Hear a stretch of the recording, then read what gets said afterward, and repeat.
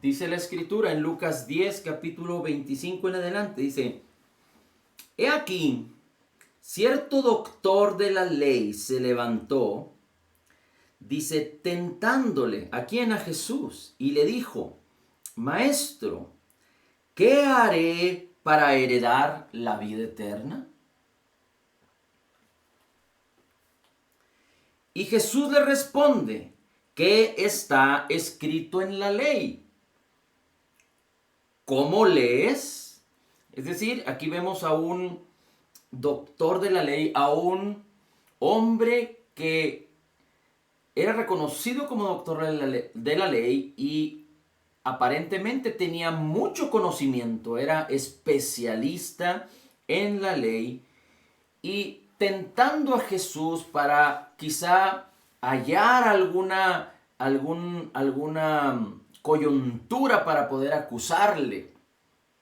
Le pregunta, ¿qué necesito hacer para heredar la vida eterna? El Señor Jesucristo había estado compartiendo y lo habían estado escuchando. Y Jesús le dice, ok, tú eres un doctor de la ley. Bueno, no le dice exactamente así, pero él siendo un doctor de la ley y Jesús, el Señor Jesús sabiendo que ellos se alardeaban acerca de estas cosas y que querían tentarle, le preguntó, ¿qué está escrito en la ley? ¿Cómo lees? Y este hombre, el doctor de la ley, respondió, dijo, amarás al Señor tu Dios de todo tu corazón y de toda tu alma y de todas tus fuerzas y de toda tu mente, y a tu prójimo como a ti mismo. Una de las cosas importantes, las cuales los judíos de aquella época, los fariseos, los doctores de la ley, los religiosos, rechazaron a Jesús, es porque no podían reconocer en Cristo la deidad. Recuerde, Dios se hizo hombre y habitó entre nosotros. Estaba profetizado, no solo acerca del nacimiento, sino del ministerio, de la muerte y resurrección de Jesús. Pero ellos no quisieron ver. Sus ojos estaban velados, su corazón estaba endurecido. Así es que cuando el doctor de la ley expresa estas palabras a Jesús acerca del primer y del segundo mandamiento, de acuerdo a la ley de Moisés, Jesús le dice, bien has respondido, haz esto y vivirás. Y el Señor Jesucristo le dijo la verdad. Cualquier persona, y ponga mucha atención aquí, mucho cuidado, con mucha diligencia, lo voy a decir, con mucho respeto, pero con mucho cuidado escuche y entienda. Cualquier persona que cumpla la ley de principio a fin, de una manera perfecta, sin quebrantar en ningún momento, ningún día de su vida, uno de los mandamientos, tiene asegurada la vida eterna. Tiene asegurado el beneplácito de Dios. Tiene asegurado el ser justificado delante de Dios de una manera extraordinaria. Oh, pero entonces, ¿cuál es la situación aquí respecto a la ley? Que la ley es la ley de Dios, que es perfecta, que es buena, que es gloriosa, que es santa. Pero el hombre no puede santificarse por la ley. El hombre no puede hacerse perfecto por la ley. El hombre no puede hacerse bueno por la ley. En otras palabras, la ley no tiene el poder para transformar la vida de los hombres. Porque la ley es santa y el hombre es un pecador. Así es que lo único que vino a manifestar la ley es a hacer notar que el hombre era pecador, extremadamente pecador. Y lo dice el apóstol Pablo. Todo nacido de mujer, todo hombre, mujer, todo niño nacido de mujer, nace destituido de la gloria de Dios. Así es que el Señor Jesús le expone y le dice, haz estas cosas. Ellos se mofaban de que eran especialistas y que ellos hacían la ley. Pero de ninguna manera, nadie en este mundo, como hombre, podía lograr ser perfecto respecto a la ley. Porque el hombre no es capaz de poder seguir la ley en ningún momento. Se necesita alguien divino para cumplir la ley. El hombre necesita ser un hombre divino, no destituido, sino acepto de la gloria de Dios, que la gloria de Dios esté en él para poder cumplir la ley a la perfección. Ahora, los doctores de la ley y los fariseos habían manipulado, habían transgiversado muchas reglas, muchas condiciones para que ellos tuvieran cabida. Es lo que la religión hace hoy en día. Y para compararse entre los otros, recuerde aquel fariseo que vio a aquel pecador que estaba orando y diciendo, es por mi culpa, no soy digno. Y aquel fariseo oraba y decía, gracias Padre, porque no me has hecho como uno de estos pecadores. Es orgullo y soberbia. Habían manipulado y habían hecho todas las reglas a su beneplácito, a su beneficio. No de acuerdo al corazón de Dios, porque no podían cumplir en lo absoluto. Así es que Jesús le expone y le dice, ok, tú crees en la ley, tú sigues la ley, no crees. Definitivamente aquí podemos ver la expresión de que este hombre no había escuchado, no entendía a Moisés, no entendía a los profetas acerca de Jesús, acerca del Mesías. Así es que le dice, ok, tienes la ley, haz la ley y tendrás, dice, bien has respondido, haz esto y vivirás. Pero era imposible que lo pudieran hacer. Así es que este hombre se vio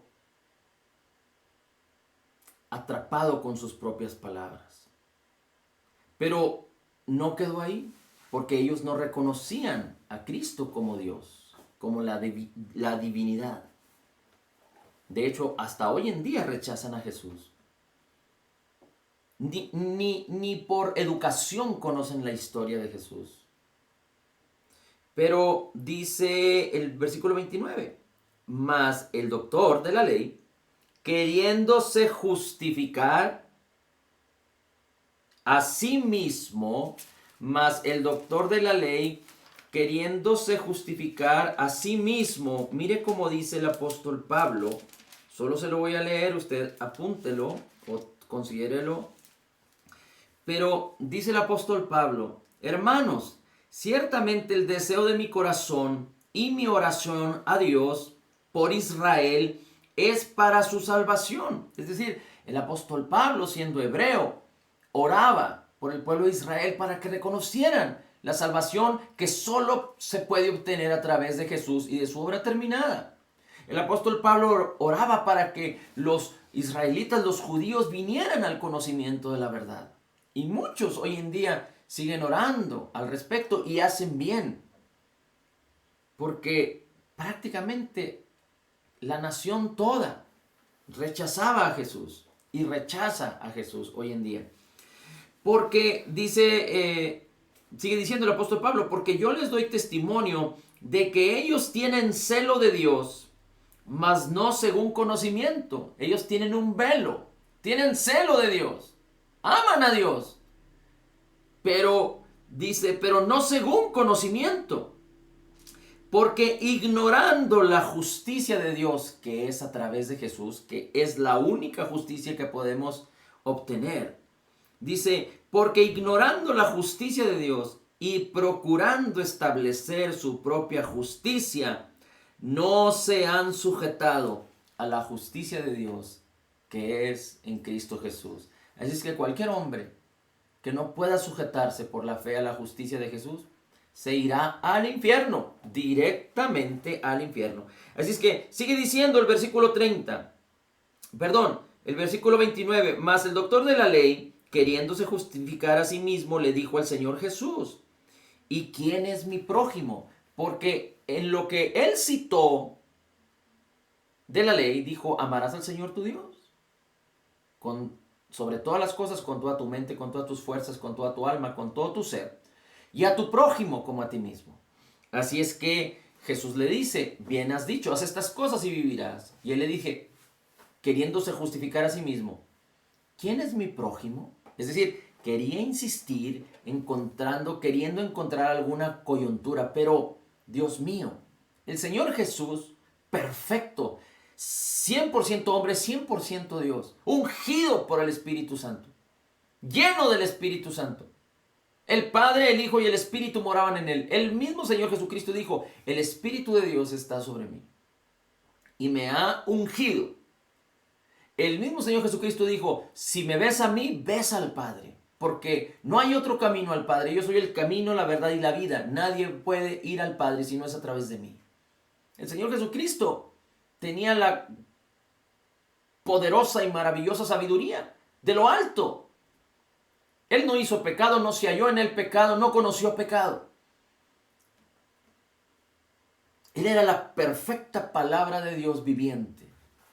Así es que insistían en querer encontrarlo en alguna falla, pero no podían reconocer que Él era Dios. Y aunque intentaron muchas veces, aún así no quisieron reconocer la divinidad de Jesucristo.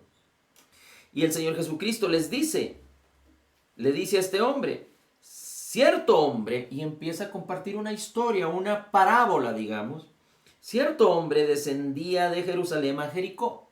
Cuando el Señor Jesucristo describía alguna historia, normalmente sus historias, cuando hablaba de personas, eran de judíos, excepto que él describiera a alguien que fuera extranjero, como el centurión romano, cuando la palabra describe que era un romano, como la mujer sirofenicia, que no era judía, pero que clamó al Señor, pidiendo que aún las migajas que caen debajo de la mesa de los amos, los perrillos se alimentan o se pueden alimentar de ellas. Es que cuando el Señor Jesucristo habla de una historia, habla de una historia judía. Y así es que dice, cierto hombre, un judío, descendía de Jerusalén a Jericó y cayó en manos de ladrones, los cuales despojaron y le despojaron de todo y le hirieron. Y se fueron dejándole medio muerto, es decir, herido. Y dice la Escritura que aconteció que después de que este hombre quedó medio muerto, pasó por ahí cierto sacerdote por el mismo camino y vio a la persona que estaba herida, pero se pasó de largo. Ahora, un sacerdote, ¿por qué un sacerdote? Porque un sacerdote tiene que ver con la ley, tiene que ver con el antiguo pacto, tiene que ver con lo que ellos defendían. Y luego dice, asimismo, un levita también es parte del tiempo de Moisés. Dice, y no estoy hablando de que los sacerdotes y los levitas, en otras palabras, no fuera algo que Dios llamó a Moisés, pero estoy hablando aquí de que habían hecho de tal manera mal uso y transgiversado las maneras y las formas para conducirse respecto a la ley, que aunque ellos podían proclamar y religiosamente hacer creer que cumplían, en sus corazones y en sus acciones, no lo hacían realmente. Y el Señor Jesucristo dice, pasa un levita, llegando cerca de aquel hombre, de aquel lugar, y dice, y mirando pasó también de largo, y se fue para otro lado. Dice, y cierto samaritano, y ahí sí hace especificación el Señor Jesús, el samaritano no es judío.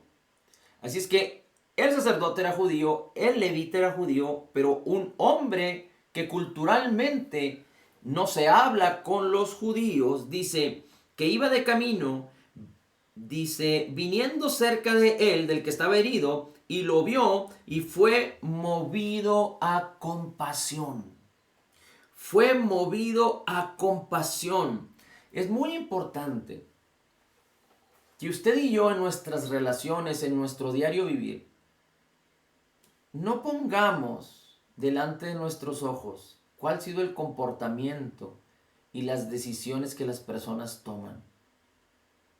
Usted no debe alardear, ni usted ni yo debemos alardear de que quizá nosotros sí tenemos y ellos no tienen. De que quizá nosotros sí entendemos y ellos no entienden. De que quizá nosotros sí creemos y ellos no creen.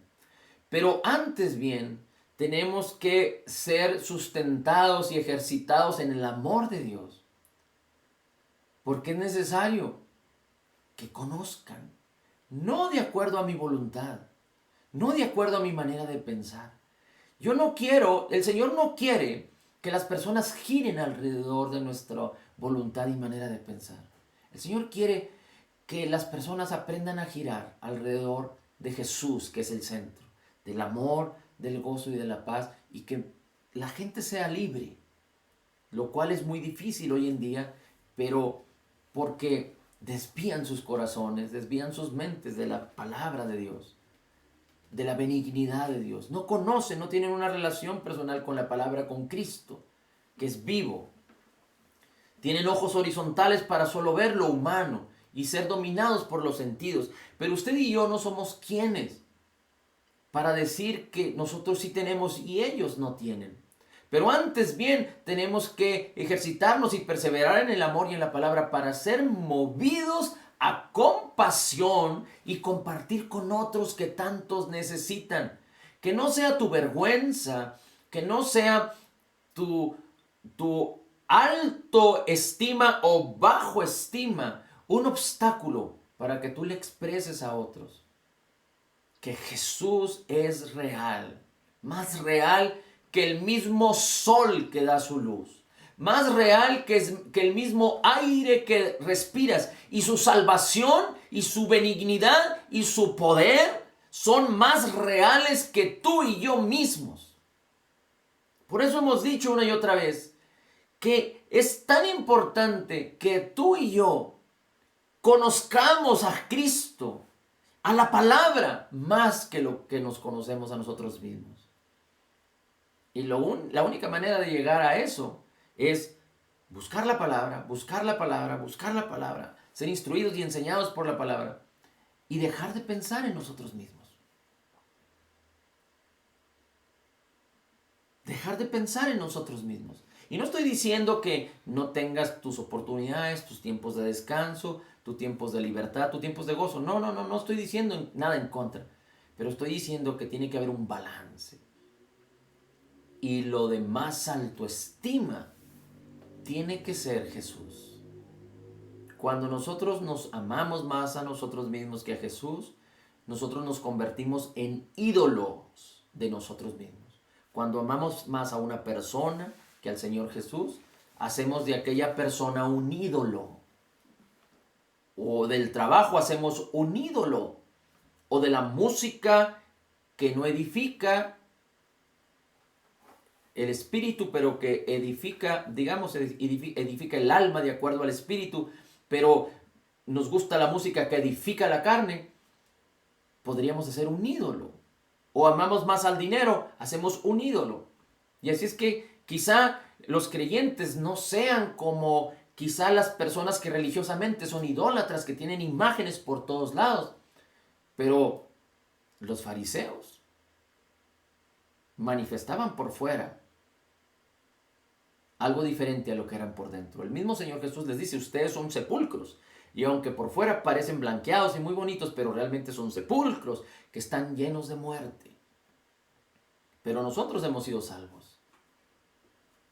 Y si hemos recibido esta gran bendición y esta grande abundancia de gracia y justicia de parte de Jesús, tenemos que buscar a Jesús y las cosas de Jesús, para que cuando seamos puestos en oportunidad, tengamos compasión y podamos ser ese canal de bendición para muchos. ¿Cómo cree usted que las personas que están nominadas, cómo cree usted que las personas que están nominadas para ir al infierno podrían ser salvas.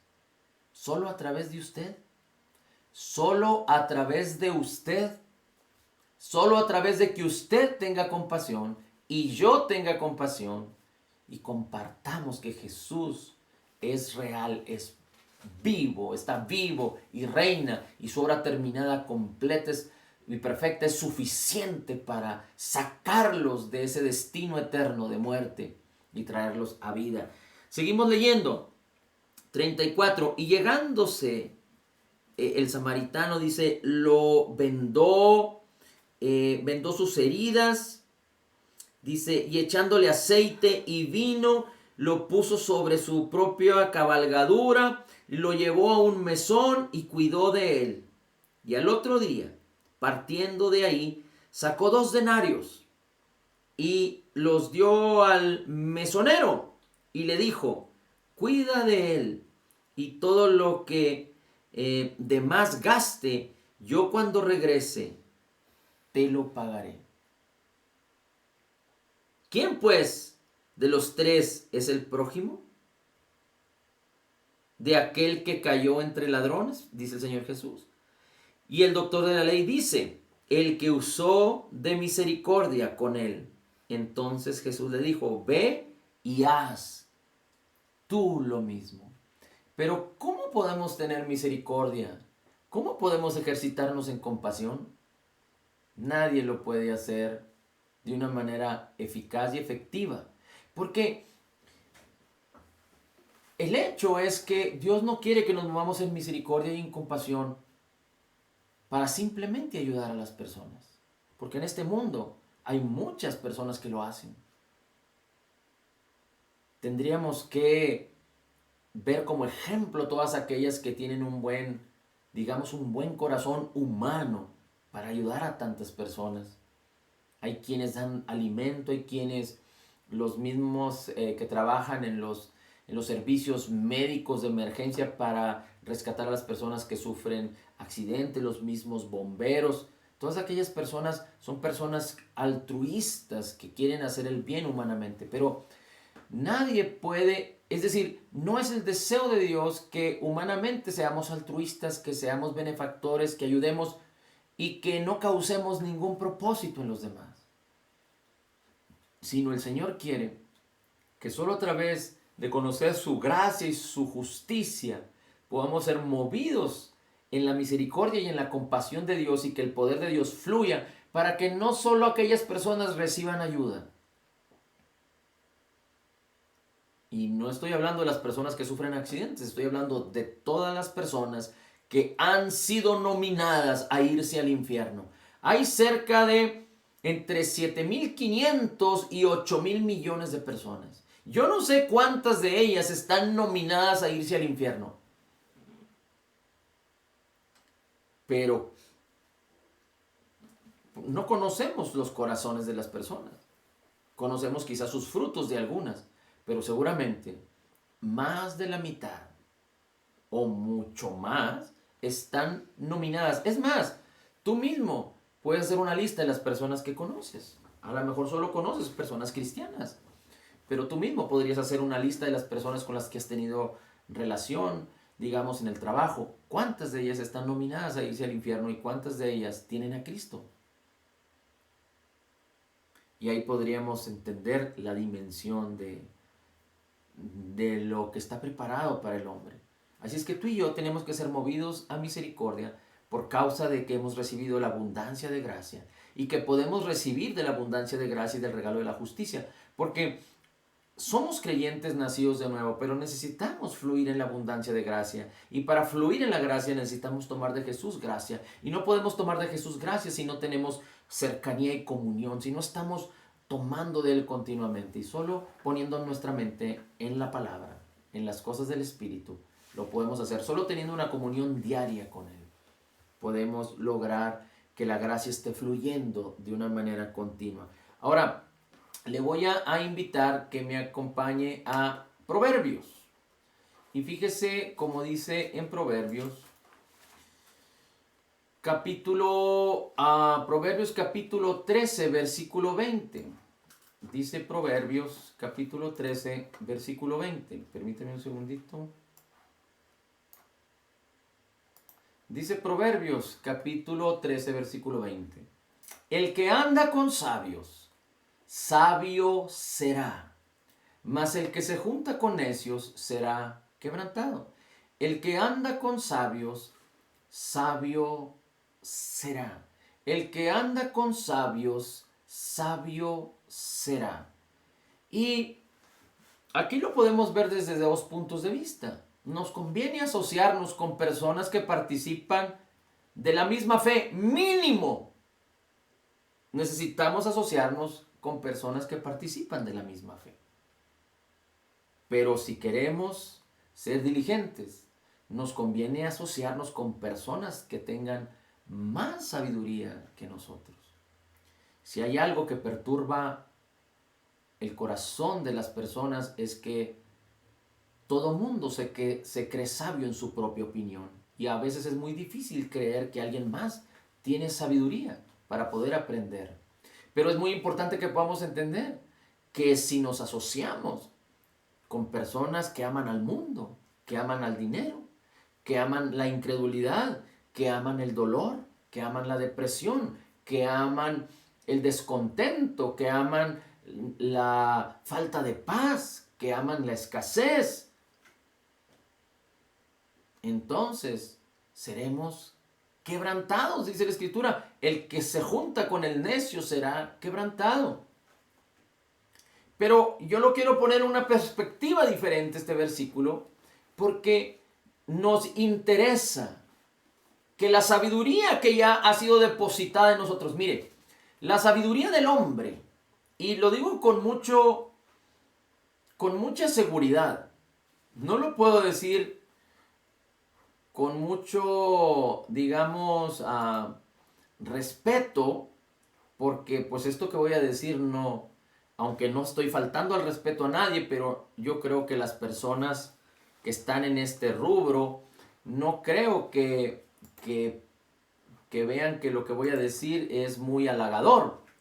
Pero toda la sabiduría de este mundo es malvada. Toda la sabiduría de este mundo es malvada. Dice el apóstol que la sabiduría de este mundo es animal, terrenal y diabólica. Y usted me puede decir, bueno, nos beneficiamos a veces de la sabiduría de este mundo. Claro que nos beneficiamos. Desafortunadamente, esta sabiduría ha causado más estragos y muerte que beneficios al hombre.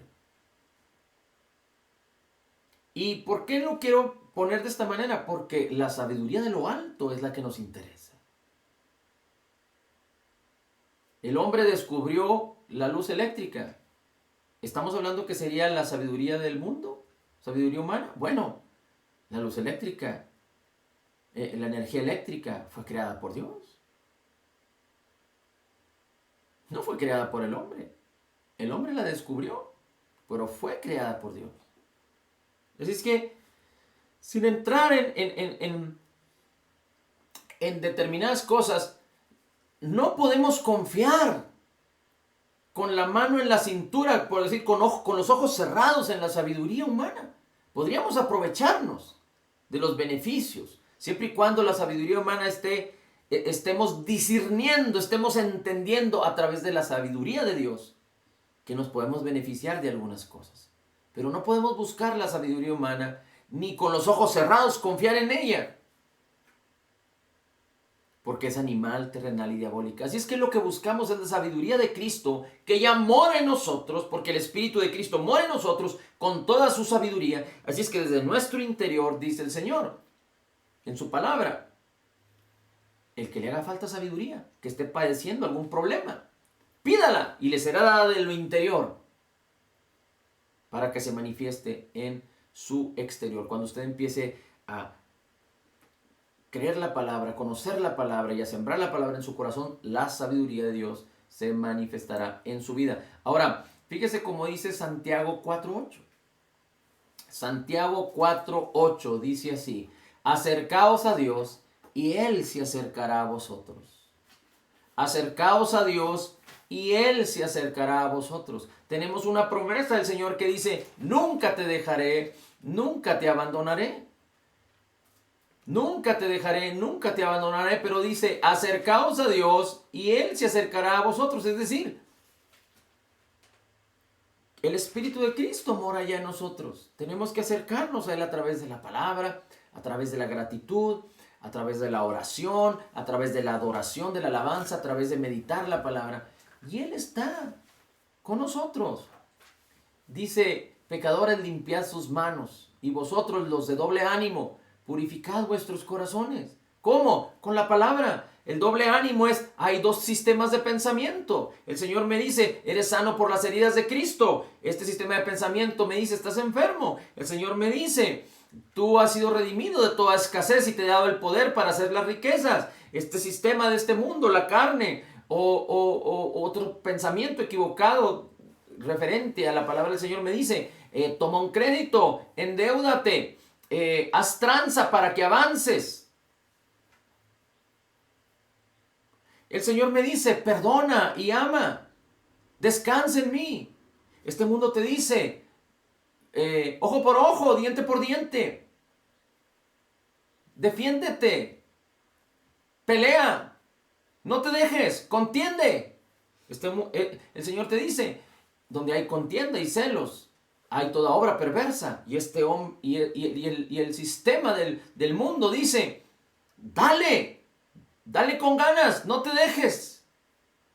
Así es que no podemos ser personas que tienen un corazón dividido, doble ánimo, doble mente, es la palabra técnicamente correcta, doble mente, dos pensamientos. No pueden regir. Si hay dos pensamientos, uno es incredulidad y otro es fe, y entonces no tendríamos éxitos, seríamos inconstantes en todos los caminos. Así es que la única manera es limpiar nuestras manos y purificar nuestros corazones. ¿Con qué? Con la palabra. Nuestro espíritu es perfecto, ha sido justificado y es perfecto. Pero nuestra mente y nuestro cuerpo necesitan ser limpiados y purificados de una manera continua con la palabra. Porque hemos sido tan atacados, tan influenciados, tan usados por el engaño y la mentira de este mundo, que necesitamos limpiar nuestras manos y purificar nuestros corazones de una manera continua con la palabra. Y no malinterprete, la sangre de Cristo nos redimió y nos limpió completamente, pero tenemos que renovar nuestras mentes con un solo sistema de pensamientos, que es la palabra del Señor. Y por último, acompáñenme a leer en Efesios capítulo 3. Efesios capítulo 3, dice la Escritura, a partir del versículo, digamos, 14,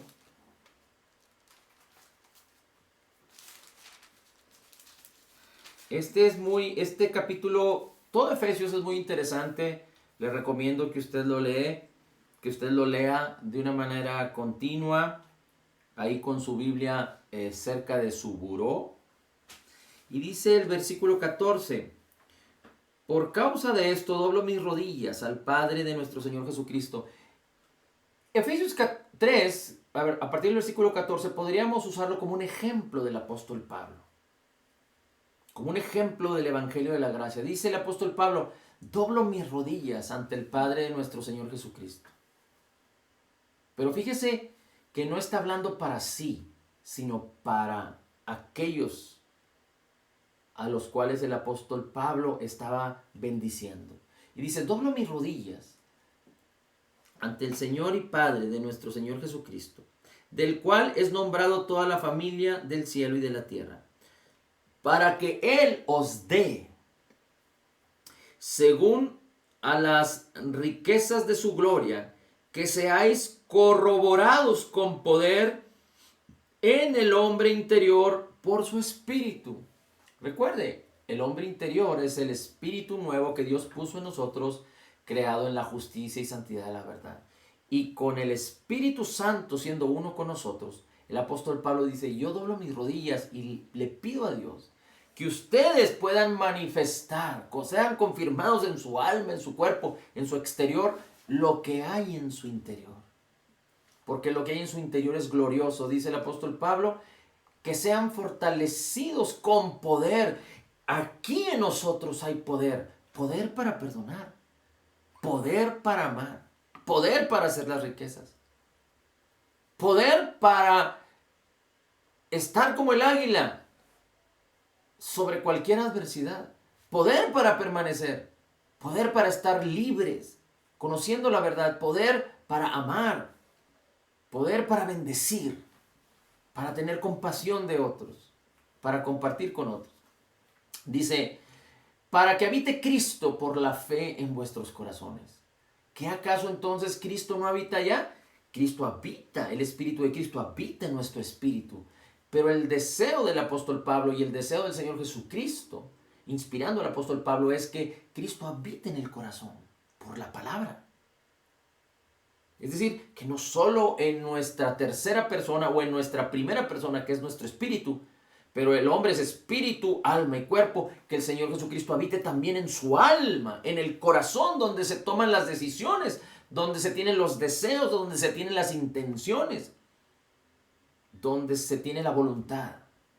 Dice, para que Cristo habite por la fe en vuestros corazones, a fin de que puedas estar arraigados y cimentados en amor, a fin de que seas capaz de comprender con todos los que creen, con los santos, la anchura, la longitud, la profundidad y la altura, y de conocer el amor de Cristo que excede todo conocimiento, para que seas llenos de toda la plenitud. Así es que, estando así y compartiendo con otros y permitiendo que la semilla sea esparcida también con otros más, nosotros conoceremos la plenitud de la deidad y seremos no solo un canal de bendición, sino bien bendecidos, no solo por lo que hay en nuestro interior, sino también por lo que hay en nuestra alma y en nuestro cuerpo. Y termina diciendo, y aquel que es poderoso para hacer todas las cosas, mucho más abundantemente de lo que pedimos o entendemos, según el poder que actúa en nosotros, según el poder que actúa en nosotros, en usted hay poder, pero usted necesita poner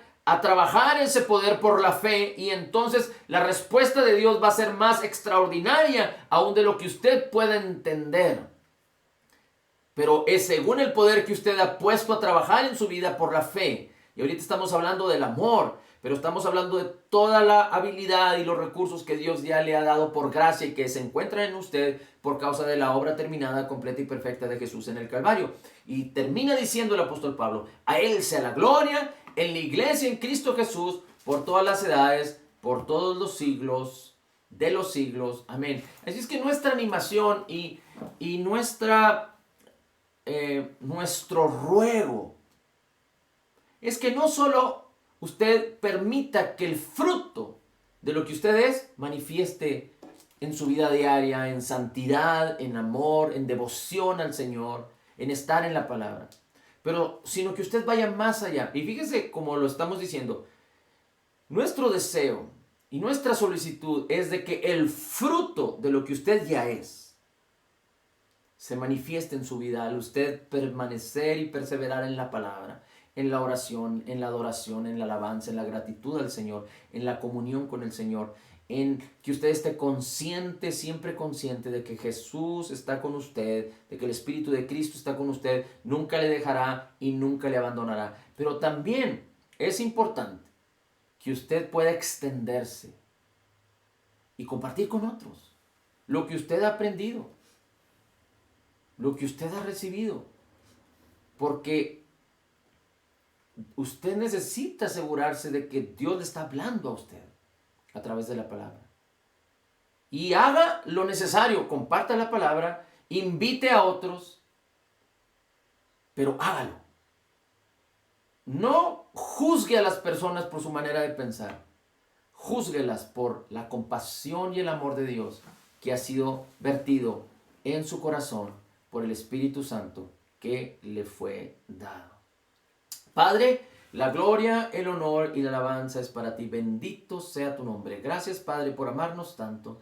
y por hacernos tus hijos por la fe en Jesús. Gracias, Señor Jesucristo, por tu amor incondicional, por ser uno con nosotros. Gracias, Señor Jesucristo, por toda tu abundancia de gracia y el regalo de tu justicia. En tu nombre podemos declarar, por tu Espíritu Santo que nos ha sido dado y por tu palabra, que somos totalmente perdonados, perfectamente justificados, altamente favorecidos, profundamente amados y grandemente bendecidos.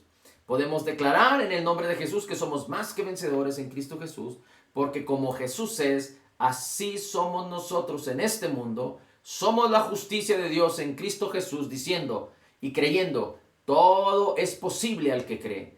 Todo lo puedo en Cristo, que me fortalece. Amén, amén y amén.